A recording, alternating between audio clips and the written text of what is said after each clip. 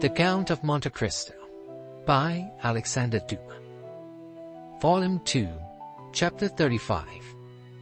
La Mazzolata.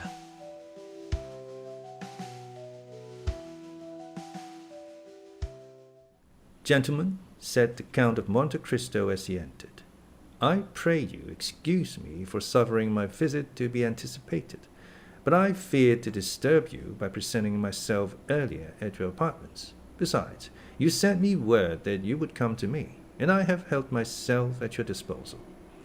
Franz and I have to thank you 1,000 times, Count, returned Albert.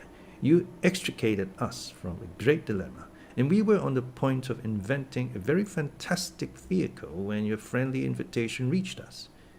Indeed, returned the Count, motioning the two young men to sit down. It was the fault of that blockhead Pastrini that I did not sooner assist you in your distress. He did not mention a syllable of your embarrassment to me, when he knows that, alone and isolated as I am, I seek every opportunity of making the acquaintance of my neighbors. As soon as I learned I could in any way assist you, I most eagerly seized the opportunity of offering my services. The two young men bowed. Franz had, as yet, found nothing to say. He had come to no determination, and as nothing in the Count's manner manifested the wish that he should recognize him, he did not know whether to make any allusion to the past, or wait until he had more proof. Besides, although sure it was he who had been in the box the previous evening, he could not be equally positive that this was the man he had seen at the Colosseum. He resolved, therefore, to let things take their course without making any direct overture to the Count. Moreover, he had this advantage. He was master of the Count's secret, while the Count had no hold on Franz, who had nothing to conceal. However, he resolved to lead the conversation to a subject which might possibly clear up his doubts. Count, said he, you have offered us places in your carriage, and at your windows in the Rospoli Palace. Can you tell us where we can obtain a sight of the Piazza del Popolo?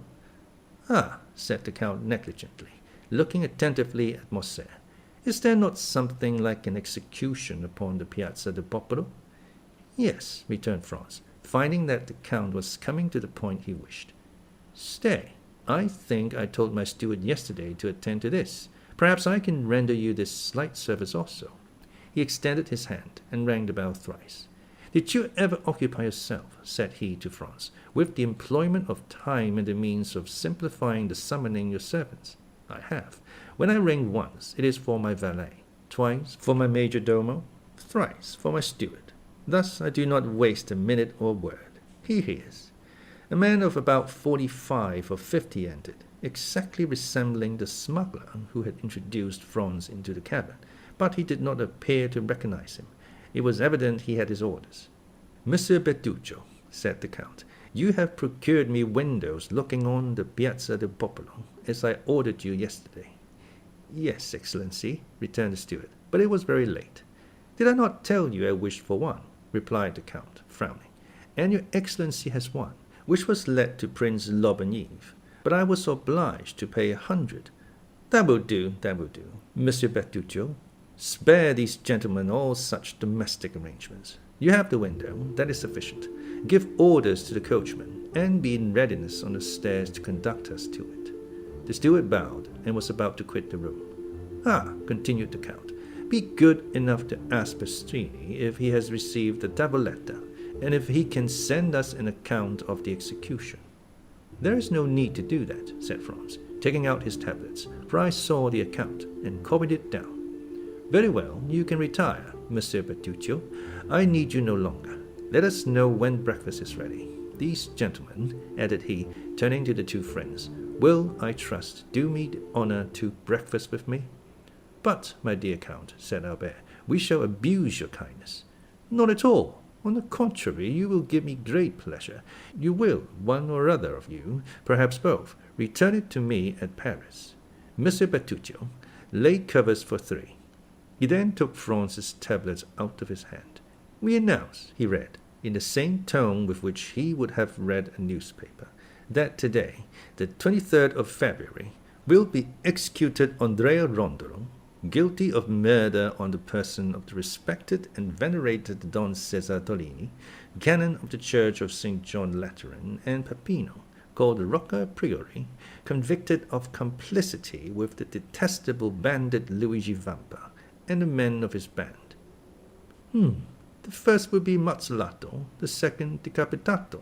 Yes, continued the Count, it was at first arranged in this way, but I think since yesterday some change has taken place in the order of the ceremony. Really? Said Franz. Yes, I passed the evening at the Cardinal Rospiriosi's, and their mention was made of something like a pardon for one of the two men. For Andrea Rondolo? Asked Franz. No, replied the Count carelessly. For the other, for Peppino, called Rocca Priori. You are thus deprived to see a man guillotined. But the mazzolata still remains, which is a very curious punishment when seen for the first time, and even the second, while the other, as you must know, is very simple.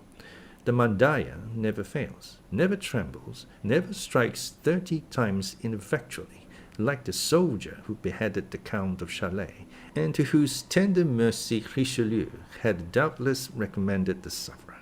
Ah, added the Count, in a contemptuous tone, do not tell me of European punishments. They are in the infancy, or rather the old age, of cruelty. Really, Count, replied Franz, one would think that you had studied the different tortures of all the nations of the world. There are, at least, few that I have not seen, said the Count coldly, and you took pleasure in beholding these dreadful spectacles. My first sentiment was horror, the second indifference, the third curiosity. Curiosity, that is a terrible word. Why so? In life, our greatest preoccupation is death. Is it not, then, curious to study the different ways by which the soul and body can part, and how, according to their different characters, temperaments, and even the different customs of their countries, different persons bear the transition from life to death, from existence to annihilation? As for myself, I can assure you of one thing. The more men you see die, the easier it becomes to die yourself. And in my opinion, death may be a torture, but it is not an expiation. I do not quite understand you, replied Franz. Pray explain your meaning, for you excite my curiosity to the highest pitch. Listen, said the Count, and deep hatred mounted to his face, as the blood would to the face of any other. If a man had by unheard of and excruciating tortures destroyed your father, your mother, your betrothed, a being who, when torn from you, left a desolation, a wound that never closes, in your breast, do you think the reparation that society gives you is sufficient when it interposes the knife of the guillotine between the base of the occiput and the trapezoidal muscles of the murderer, and allows him who has caused us years of moral sufferings to escape with a few moments of physical pain? Yes, I know, said Franz, that human justice is insufficient to console us. She can give blood in return for blood, that is all. But you must demand from her only what it is in her power to grant. I will put another case to you, continued the Count, that where society, attacked by the death of a person, avenges death by death. But are there not 1,000 tortures by which a man may be made to suffer without society taking the least cognizance of them, or offering him even the insufficient means of vengeance, of which we have just spoken?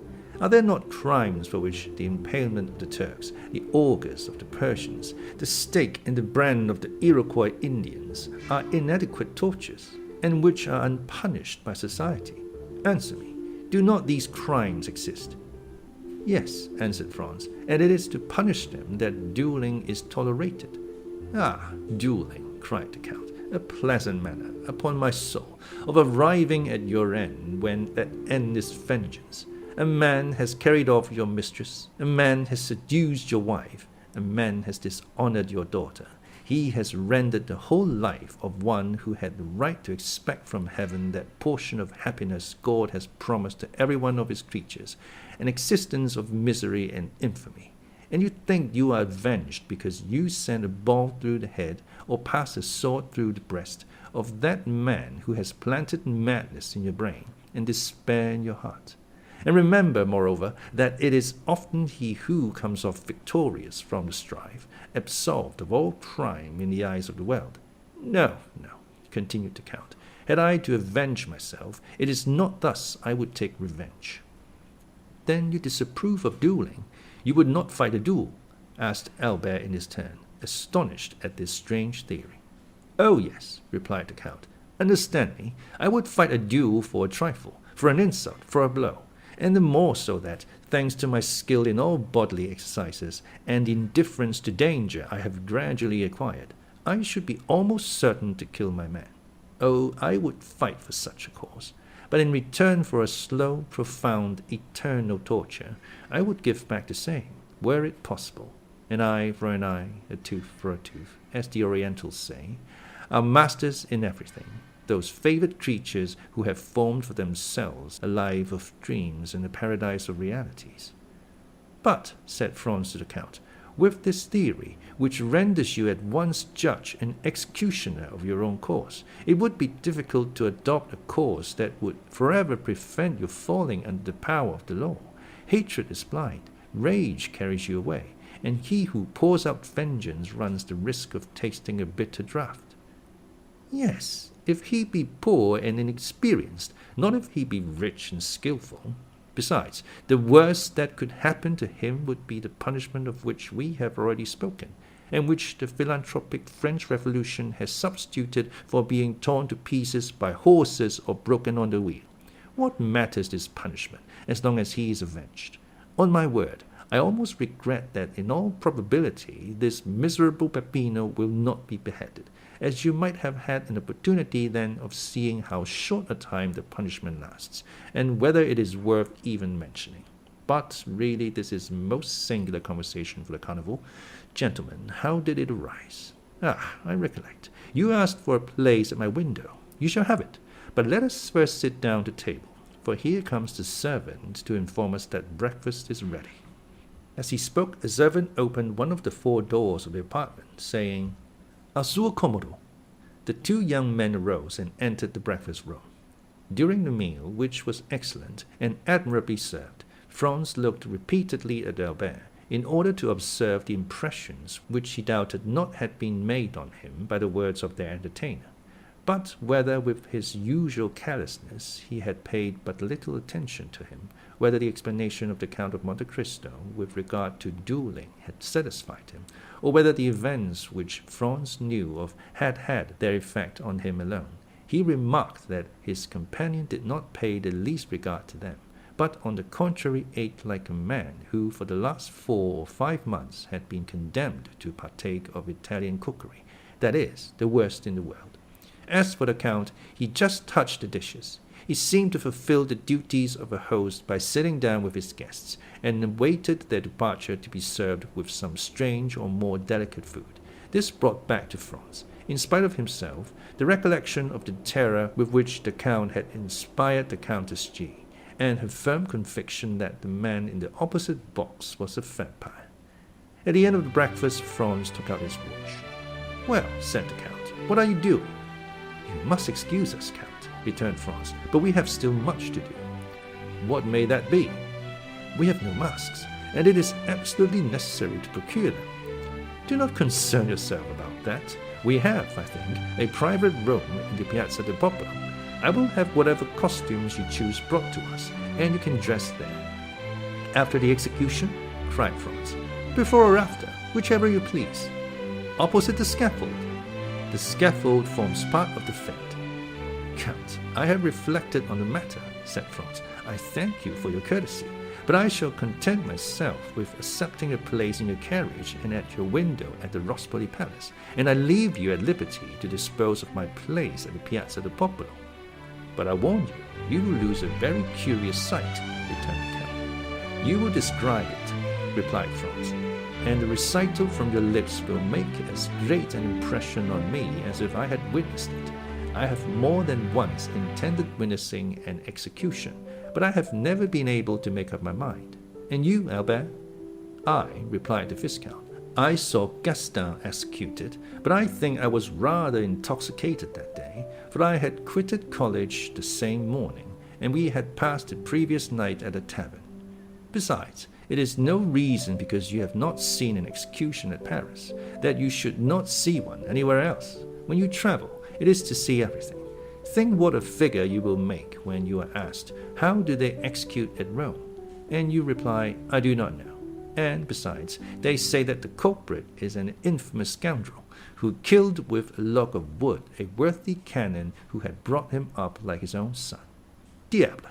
When a churchman is killed, it should be with a different weapon than a log, especially when he has behaved like a father.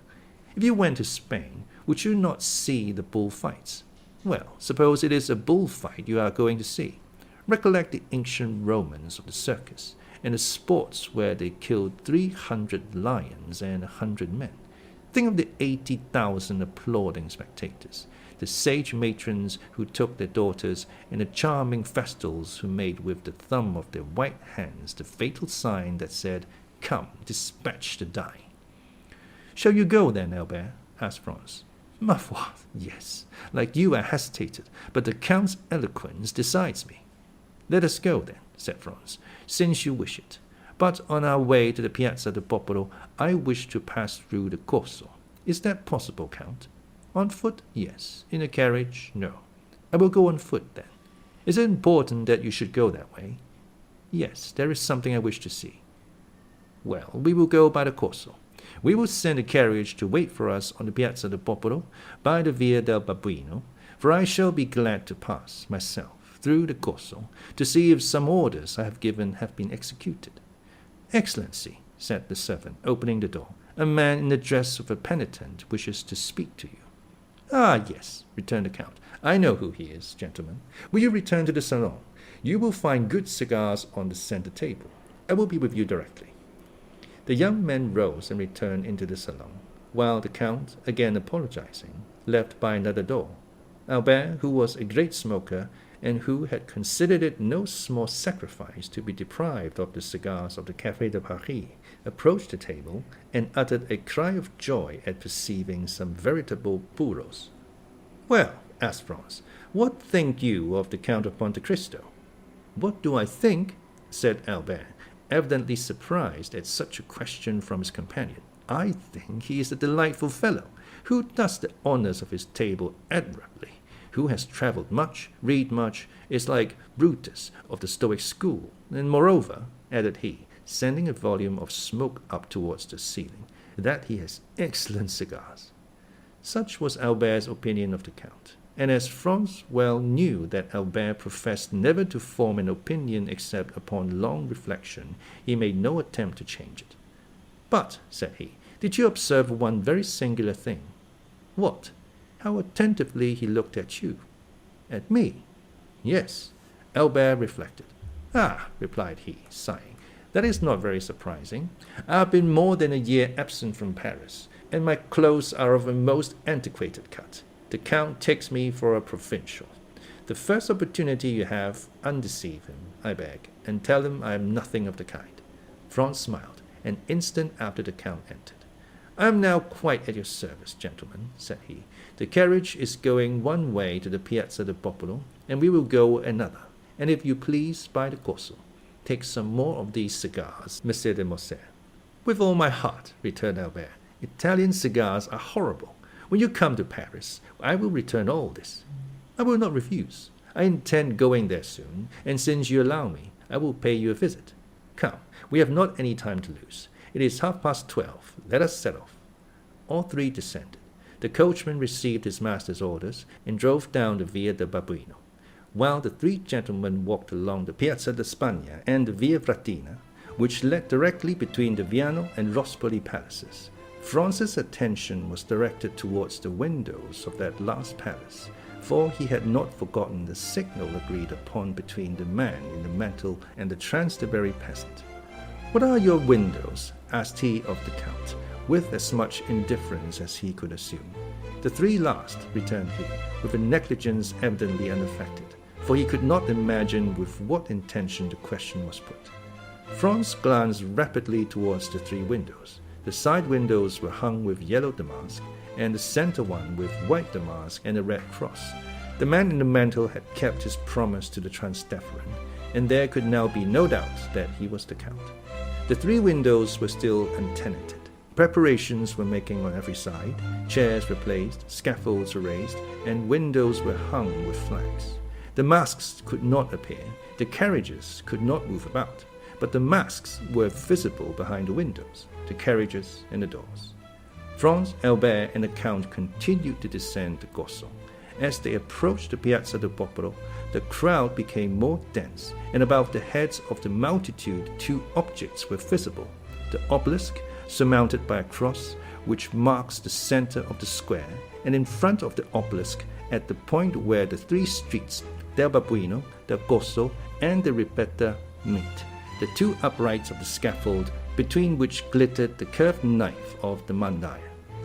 At the corner of the street they met the Count's steward, who was awaiting his master. The window, let at an exorbitant price, which the Count had doubtless wished to conceal from his guests, was on the 2nd floor of the great palace, situated between the Via del Babuino and the Monte Pincio. It consisted, as we have said, of a small dressing room, opening into a bedroom, and when the door of communication was shut, the inmates were quite alone. On chairs were laid elegant masquerade costumes of blue and white satin. "As you left the choice of your costumes to me," said the Count of the 2 friends, "I have had these brought, as they will be the most worn this year, and they are most suitable, on account of the confetti, as they do not show the flower."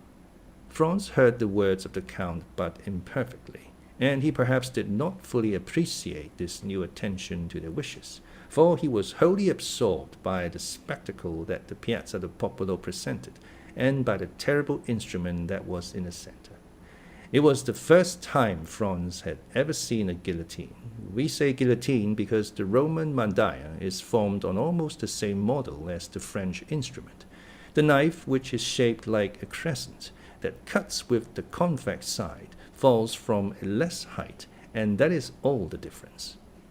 2 men, seated on the movable plank on which the victim is laid, were eating their breakfasts, while waiting for the criminal. Their repast consisted apparently of bread and sausages. One of them lifted the plank, took out a flask of wine, drank some, and then passed it to his companion. These 2 men were the executioner's assistants. At this sight, Franz felt the perspiration start forth upon his brow.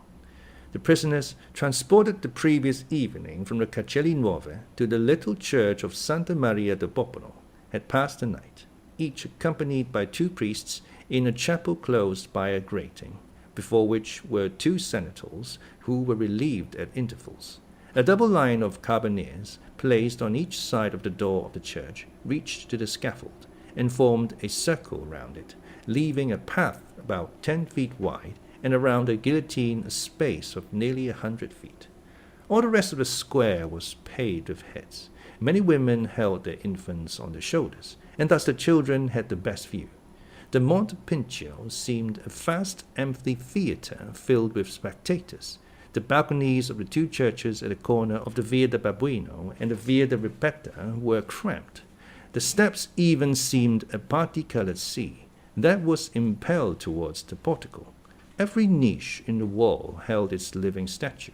What the Count said was true. The most curious spectacle in life is that of death. And yet, instead of the silence and the solemnity demanded by the occasion, laughter and jests arose from the crowd. It was evident that the execution was, in the eyes of the people, only the commencement of the carnival. Suddenly the tumult ceased, as if by magic, and the doors of the church opened. A brotherhood of penitents, clothed from head to foot in robes of grey sackcloth, with holes for the eyes, and holding in their hands lighted tapers, appeared first. The chief marched at the head. Behind the penitents came a man of vast stature and proportions. He was naked, with the exception of cloth drawers, at the left side of which hung a large knife in a sheath, and he bore on his right shoulder a heavy iron sledgehammer. This man was the executioner. He had, moreover, sandals bound on his feet by cords. Behind the executioner came, in the order in which they were to die, first Peppino and then Andrea. Each was accompanied by 2 priests. Neither had their eyes bandaged. Peppino walked with a firm step, doubtless aware of what awaited him. Andrea was supported by 2 priests. Each of them, from time to time, kissed the crucifix a confessor held out to them. At this sight alone, Franz felt his legs tremble under him. He looked at Albert. He was as white as his shirt, and mechanically cast away his cigar, although he had not half smoked it. The Count alone seemed unmoved. Nay, more, a slight colour seemed striving to rise in his pale cheeks.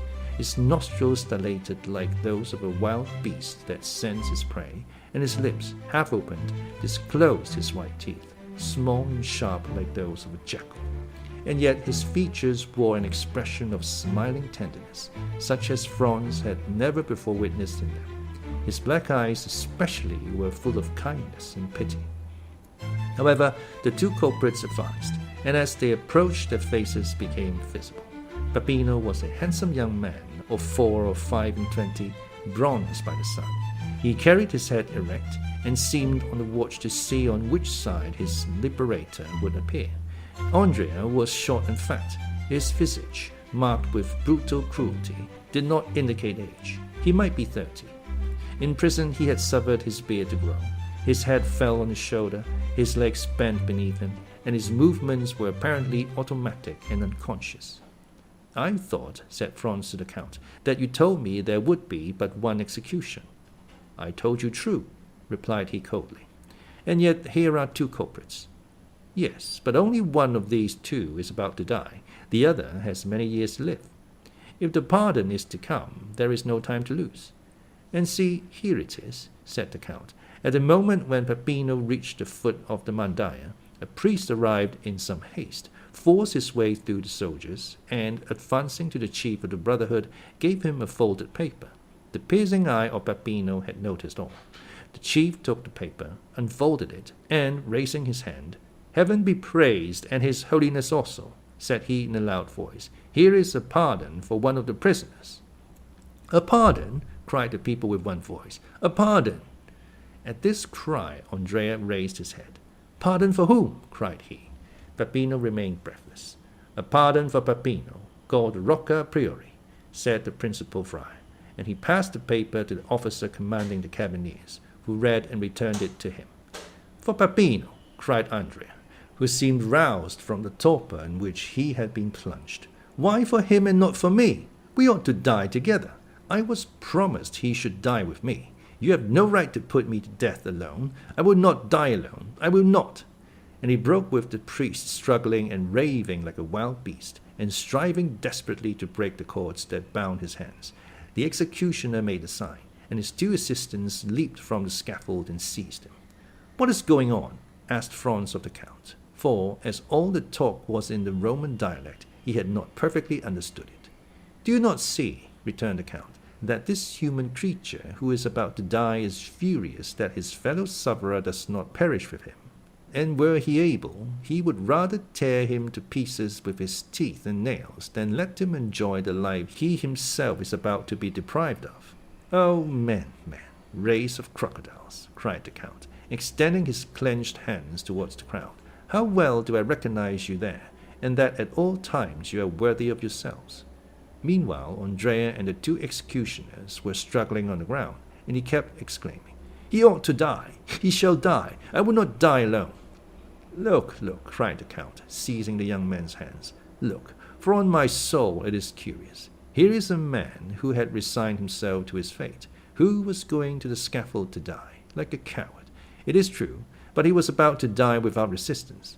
Do you know what gave him strength? Do you know what consoled him? It was that another partook of his punishment, that another partook of his anguish, that another was to die before him. Lead 2 sheep to the butcher's, 2 oxen to the slaughterhouse, and make one of them understand that his companion will not die. The sheep will bleat for pleasure, the ox will bellow with joy. But men, whom God created in his own image, men upon whom God has laid his first, his sole commandment to love his neighbor, men to whom God has given a voice to express his thoughts. What is his first cry when he hears his fellow man is saved? A blasphemy. Honor to men, this masterpiece of nature, this king of the creation." And the Count burst into a laugh, a terrible laugh that showed he must have suffered horribly to be able thus to laugh. However, the struggle still continued, and it was dreadful to witness. The two assistants carried Andrea up to the scaffold, the people all took part against Andrea, and 20,000 voices cried, "Put him to death! Put him to death!" Franz sprang back, but the Count seized his arm and held him before the window. "What are you doing?" said he. "Do you pity him? If you heard the cry of mad dog, you would take your gun. You would unhesitatingly shoot the poor beast, who, after all, was only guilty of having been bitten by another dog. And yet you pity a man who, without being bitten by one of his race, has yet murdered his benefactor, and who, now unable to kill anyone, because his hands are bound, wishes to see his companion in captivity perish. No, no. Look, look." The recommendation was needless. Franz was fascinated by the horrible spectacle. The two assistants had borne Andrea to the scaffold, and there, in spite of his struggles, his bites, and his cries, had forced him to his knees. During this time the executioner had raised his mace, and signed to them to get out of the way. The criminal strove to rise, but ere he had time, the mace fell on his left temple.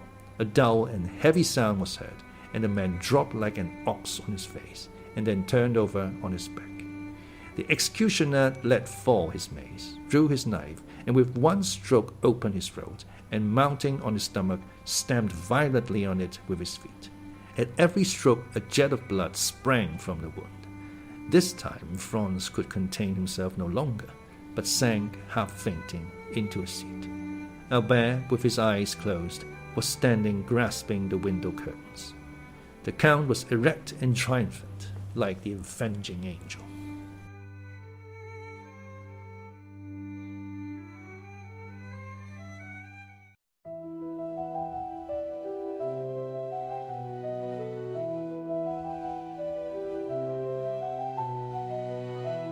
Chapter 36. The Carnival at Rome.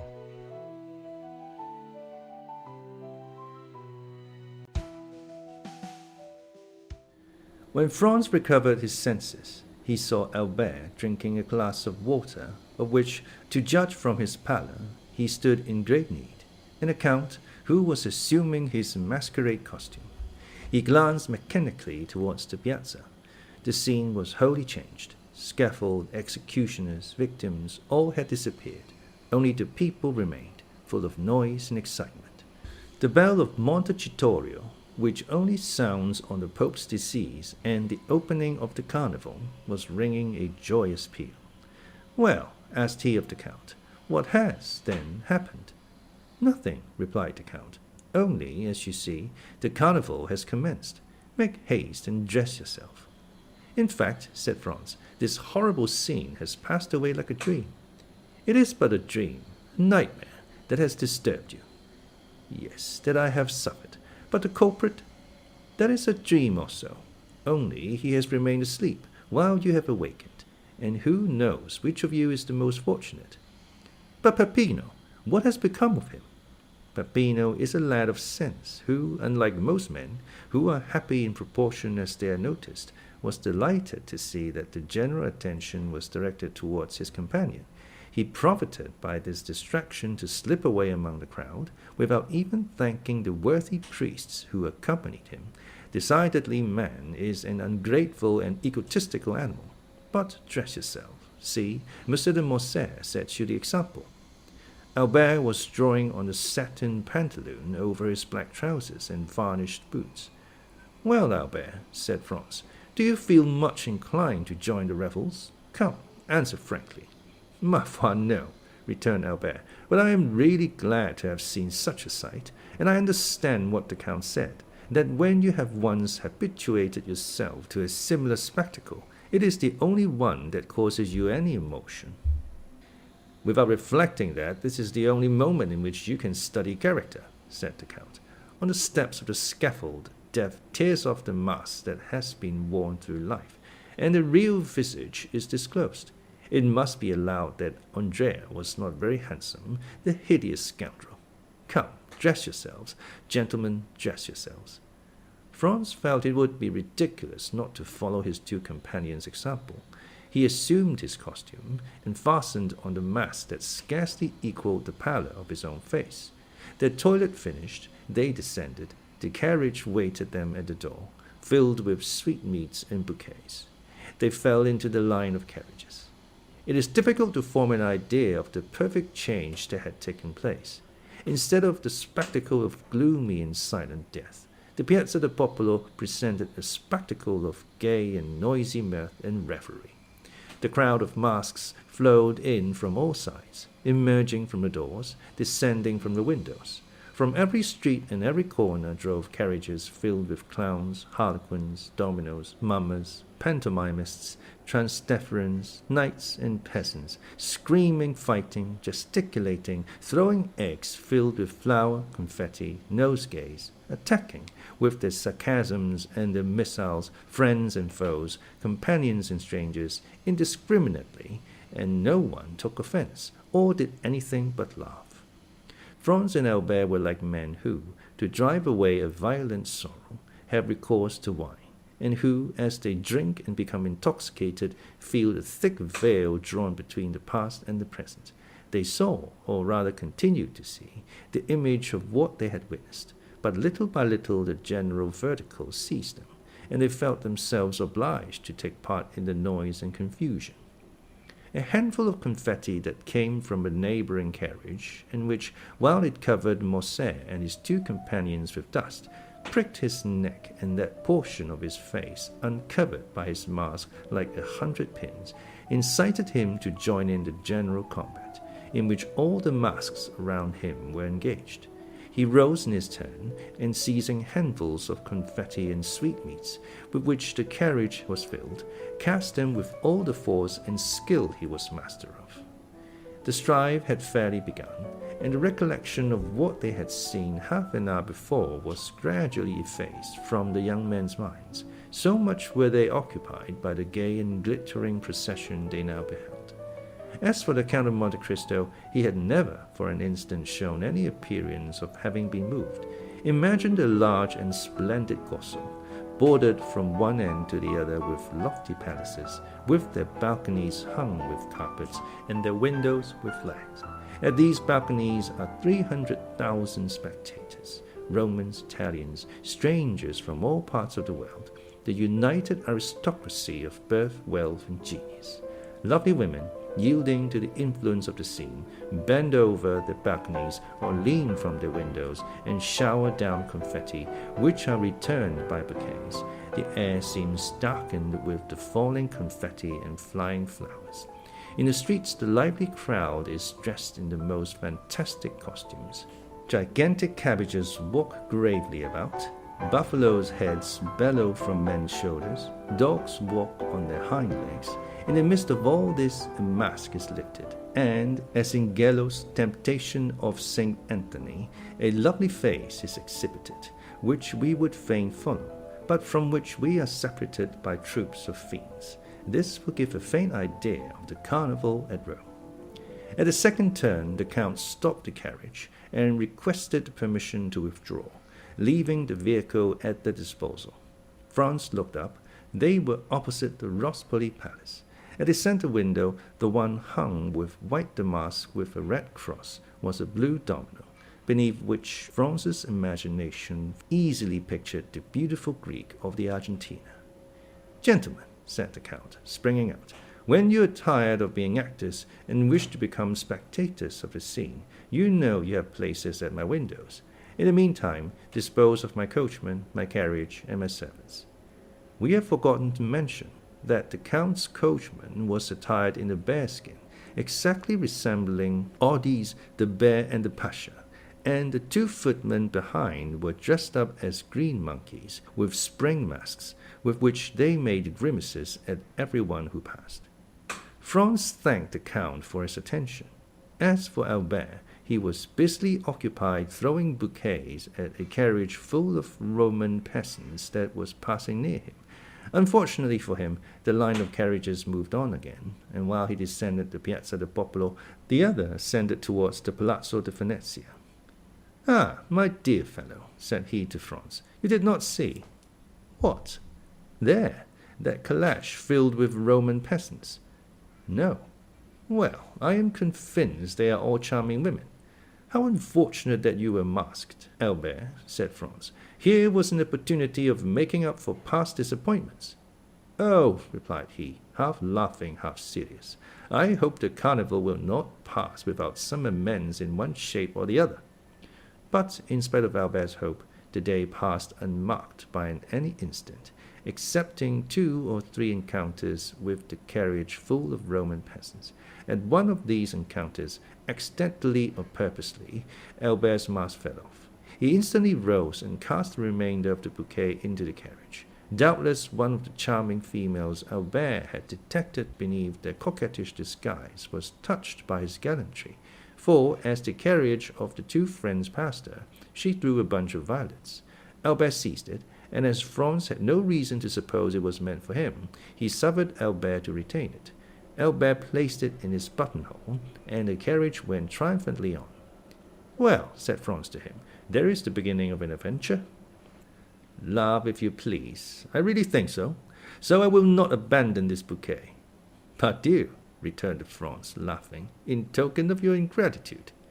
The jest, however, soon appeared to become earnest, for when Albert and Franz again encountered the carriage with the contadini, the one who had thrown the violets to Albert clapped her hands when she beheld them in his buttonhole. Bravo, bravo, said Franz. Things go wonderfully. Should I leave you? Perhaps you would prefer being alone. No, replied he. I will not be caught like a fool at a first disclosure by a rendezvous under the clock, as they say at the opera balls. If the fair peasant wishes to carry matters any further, we shall find her, or rather she will find us tomorrow. Then she will give me some sign or other, and I shall know what I have to do. On my word, said Franz, you are as wise as Nestor and prudent as Ulysses, and your fair Circe must be very skilful or very powerful if she succeeded in changing you into a beast of any kind. Albert was right. The fair unknown had resolved, doubtless, to carry the intrigue no farther, for although the young men made several more turns, they did not again see the calash, which had turned up one of the neighboring streets. Then they returned to the Rospoli Palace. But the Count and the blue domino had also disappeared. The 2 windows, hung with yellow damask, were still occupied by the persons whom the Count had invited.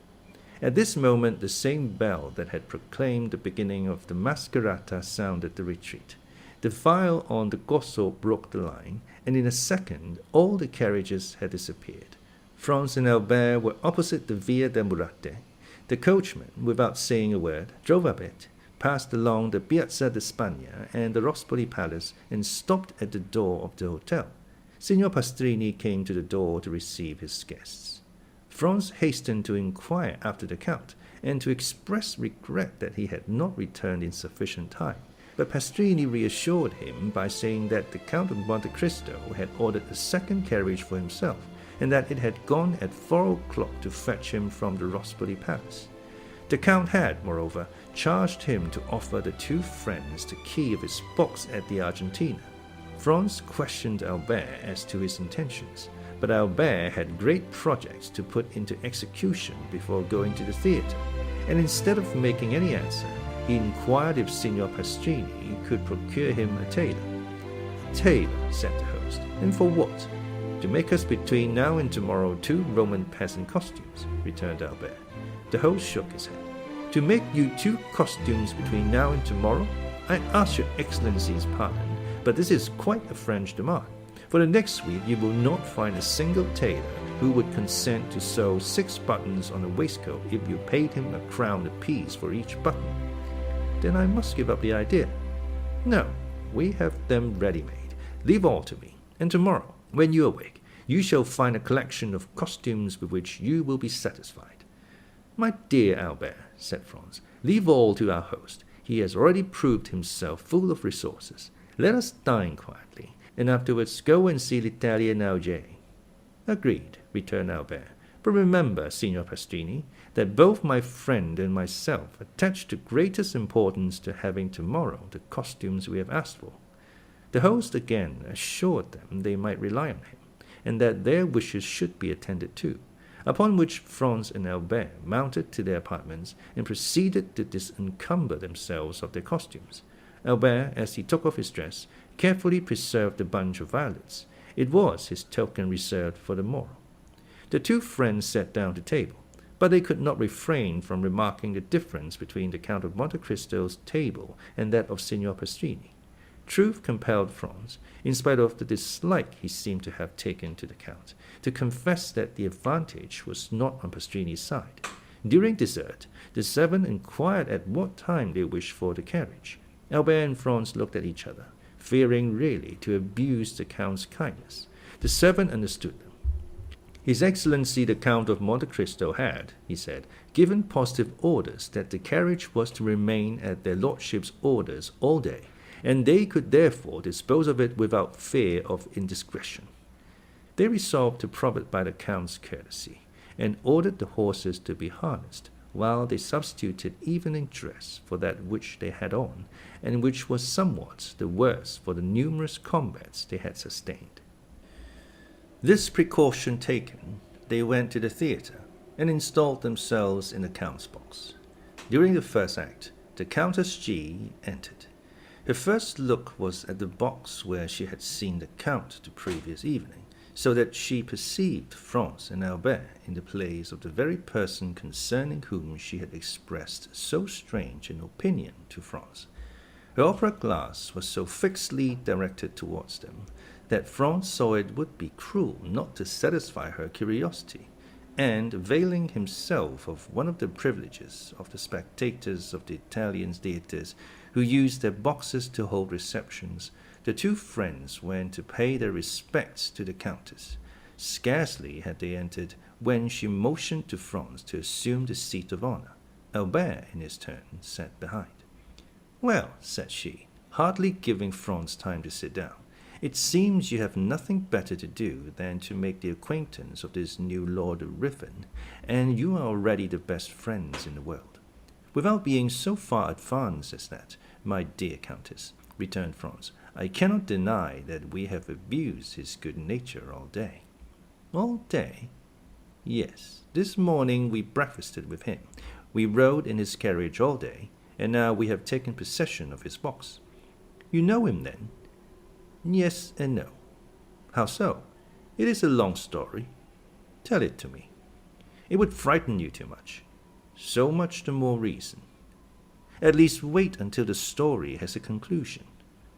"Very well. I prefer complete histories. But tell me how you made his acquaintance. Did anyone introduce you to him?" "No. It was he who introduced himself to us." "When?" "Last night, after we left you." "Through what medium?"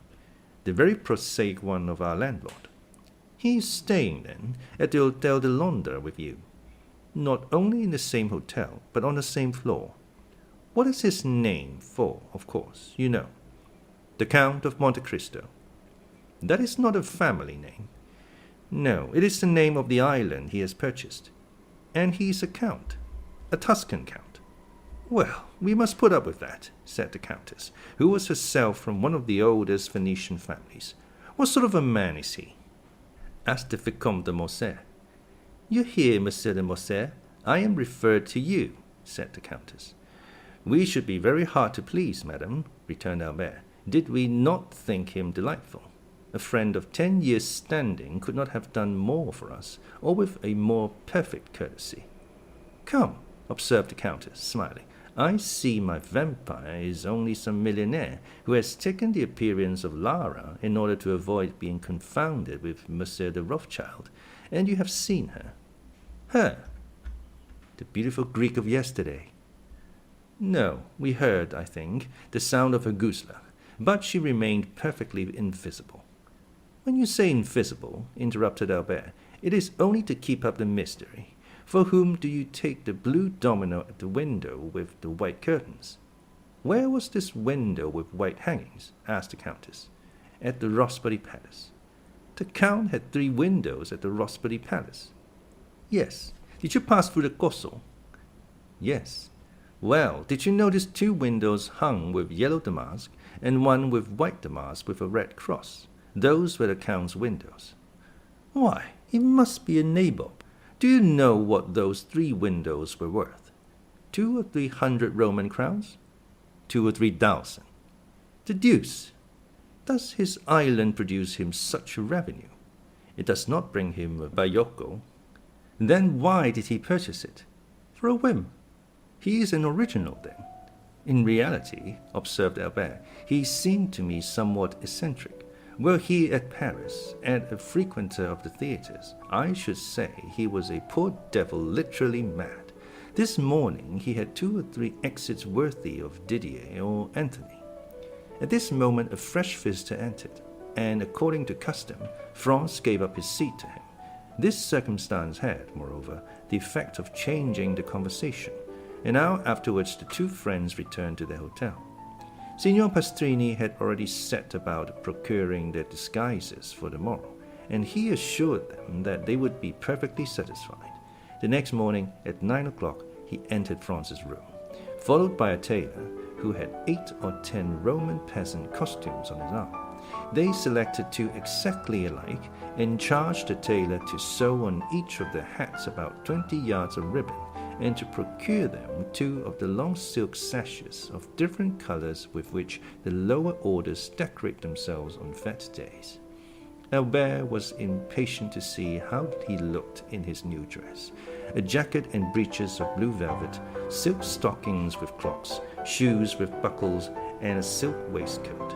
This picturesque attire set him off to great advantage, and when he had bound a scarf around his waist, and when his hat, placed coquettishly on one side, let fall on his shoulder a stream of ribbons, Franz was forced to confess that costume has much to do with the physical superiority we accord to certain nations.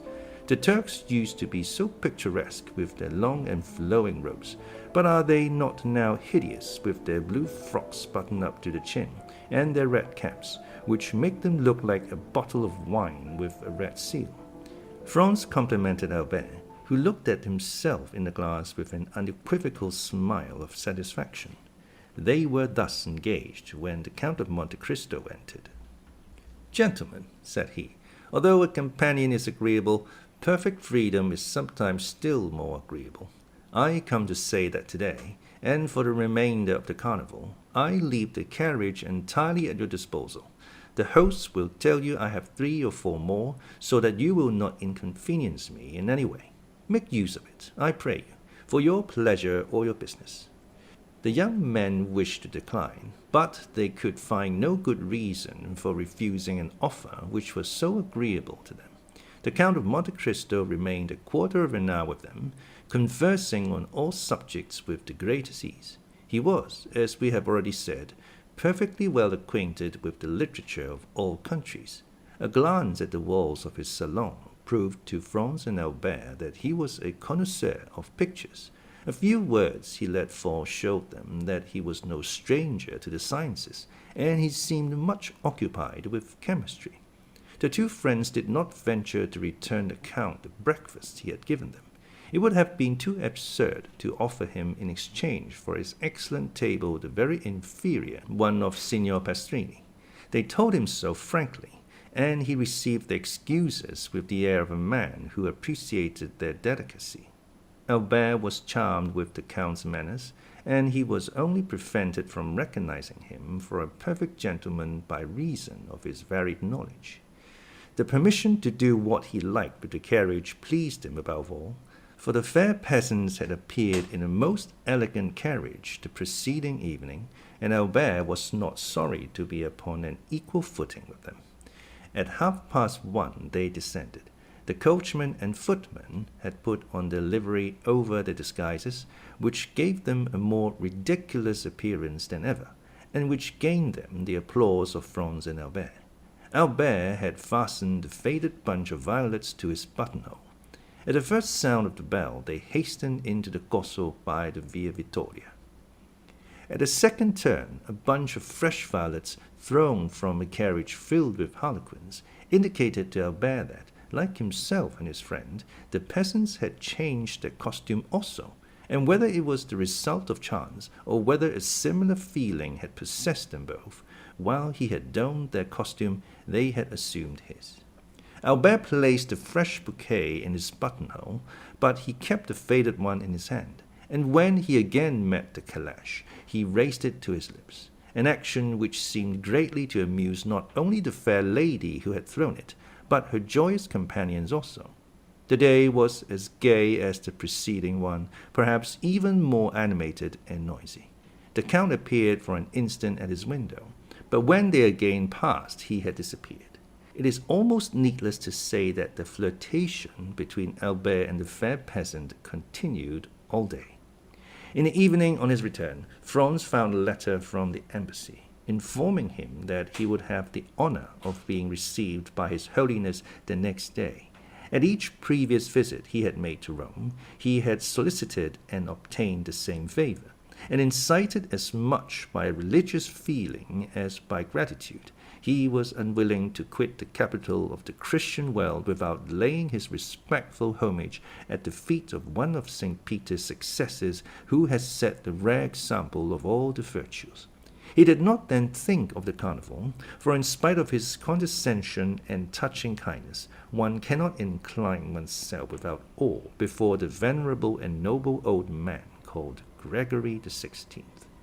On his return from the Vatican, Franz carefully avoided the Corso. He brought away with him a treasure of pious thoughts, to which the mad gaiety of the maskers would have been profanation.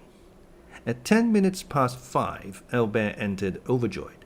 The harlequin had resumed her peasant's costume, and as she passed she raised her mask. She was charming. Franz congratulated Albert, who received his congratulations with the air of a man conscious that they are merited. He had recognized by certain unmistakable signs that his fair incognita belonged to the aristocracy. He had made up his mind to write to her the next day.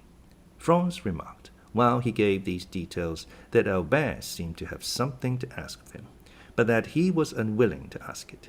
He insisted upon it, declaring beforehand that he was willing to make any sacrifice the other wished. Albert let himself be pressed just as long as friendship required, and then avowed to Franz that he would do him a great favor by allowing him to occupy the carriage alone the next day. Albert attributed to Franz's absence the extreme kindness of the fair peasant in raising her mask. Franz was not sufficiently egotistical to stop Albert in the middle of an adventure that promised to prove so agreeable to his curiosity and so flattering to his vanity.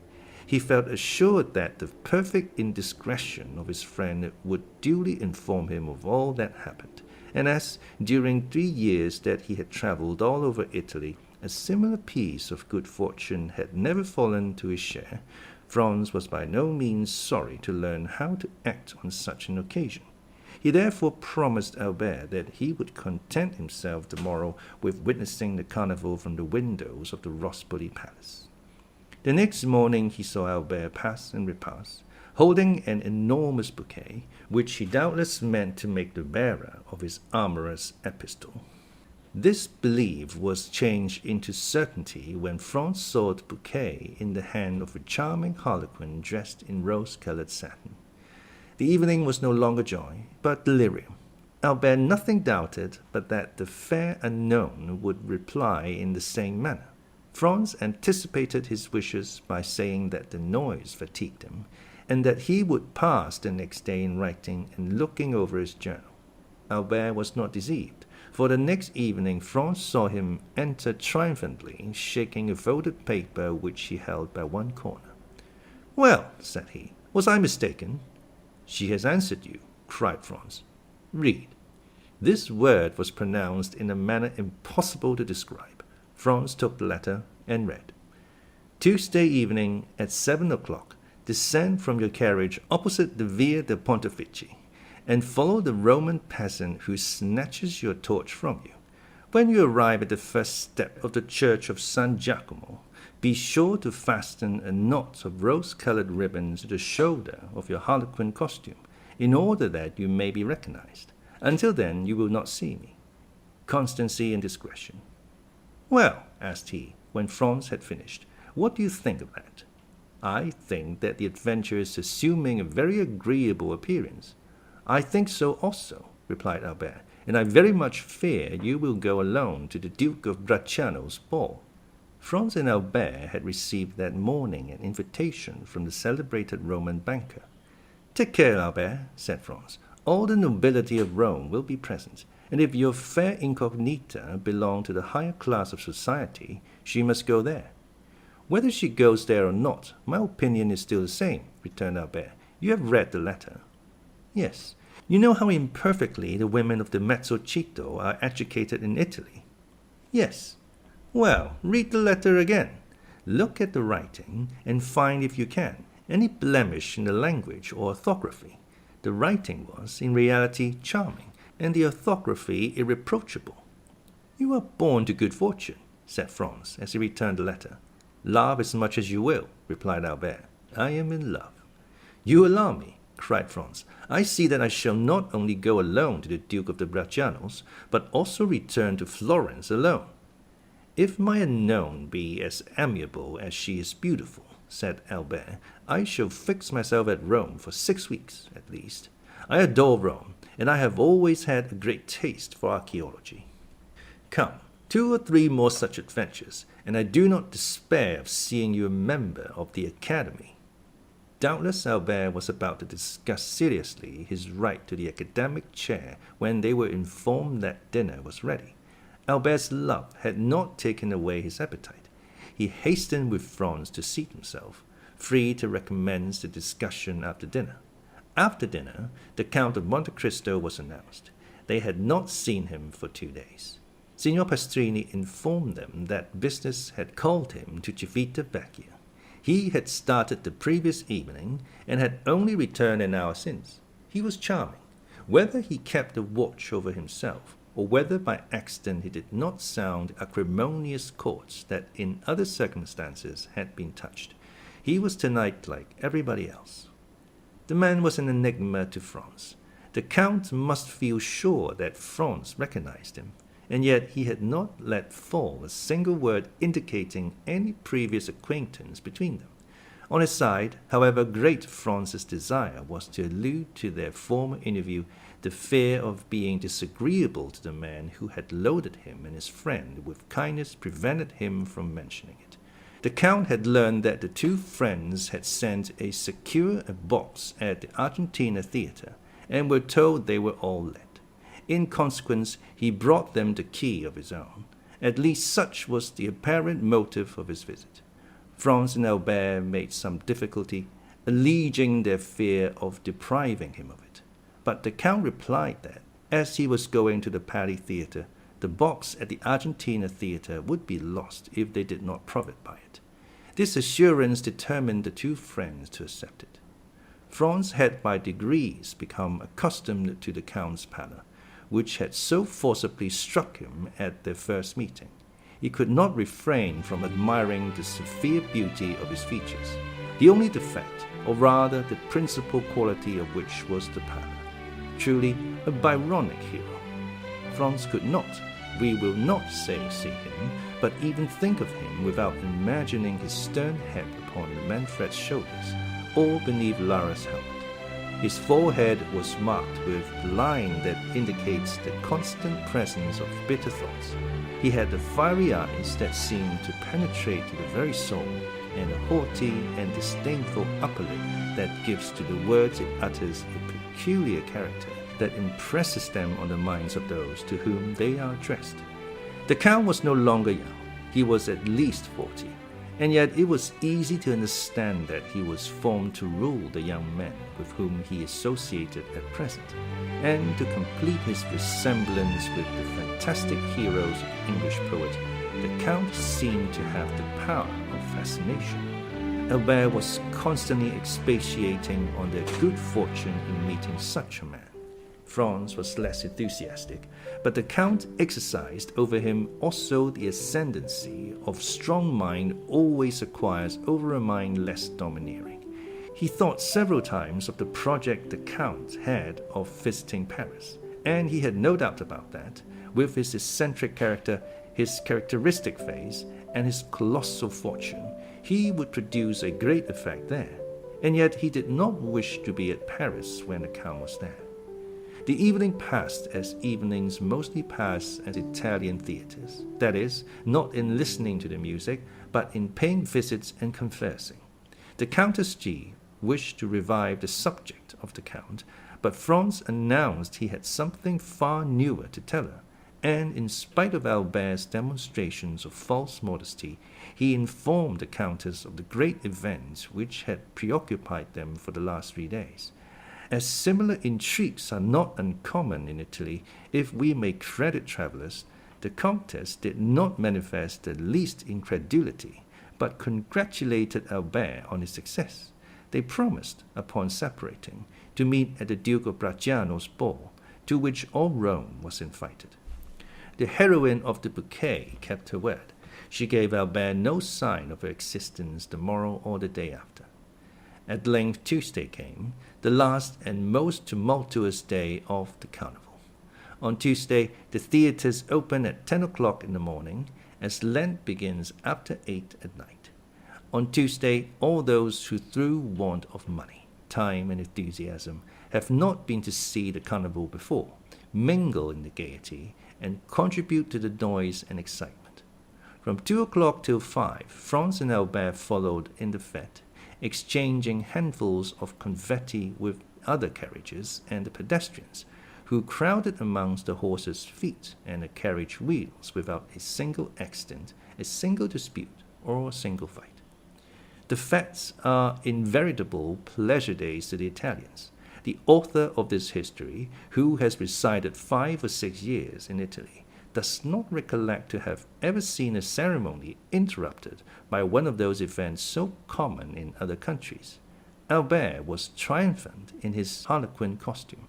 A knot of rose-colored ribbons fell from his shoulder almost to the ground.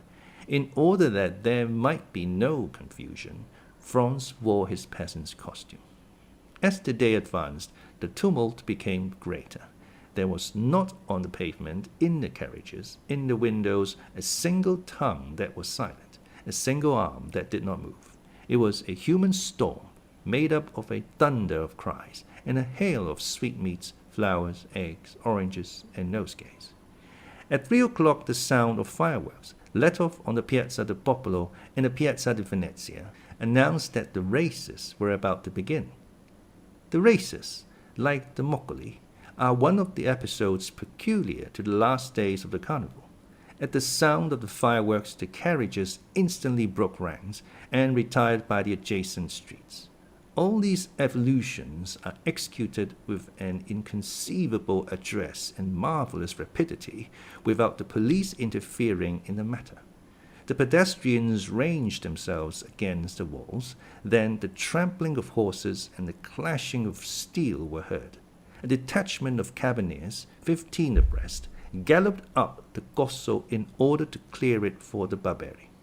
When the detachment arrived at the Piazza di Venezia, a second volley of fireworks was discharged to announce that the street was clear.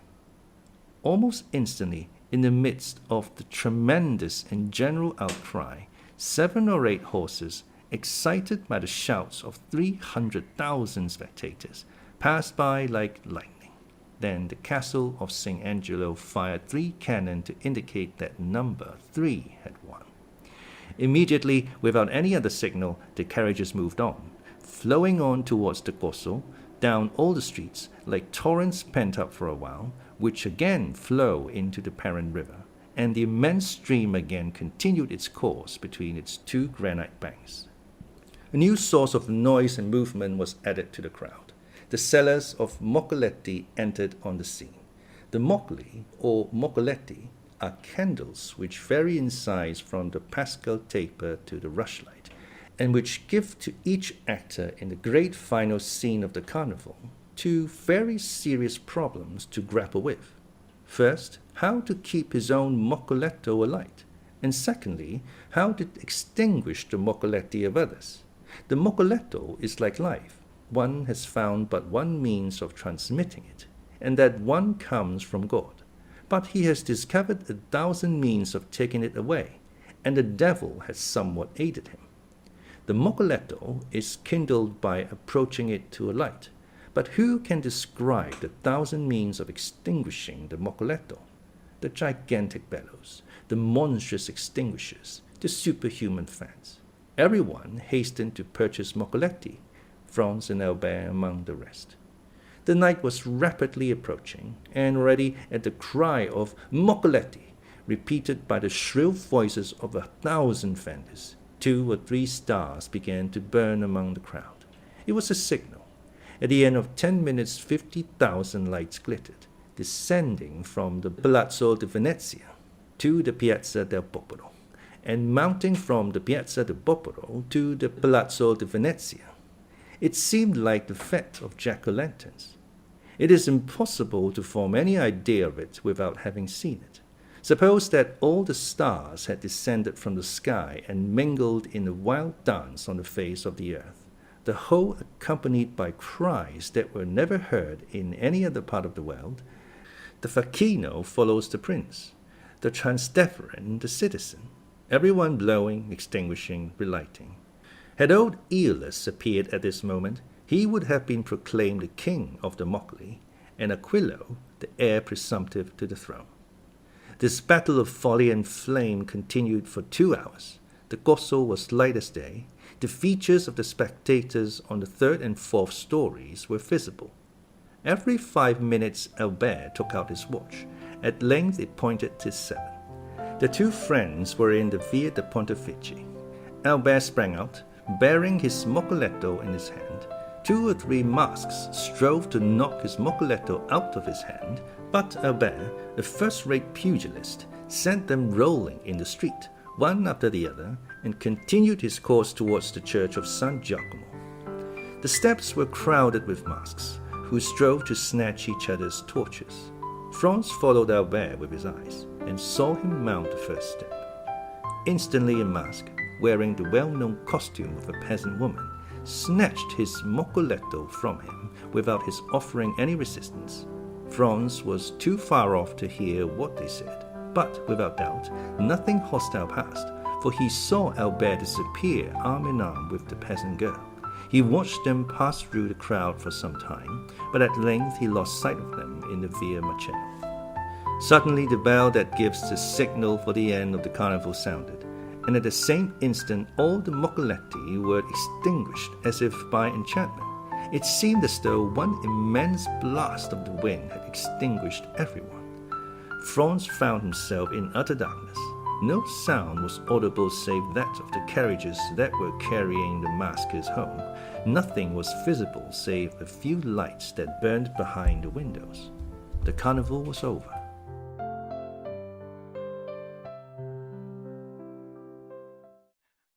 Cognizance. Cognizance. No, knowledge or awareness.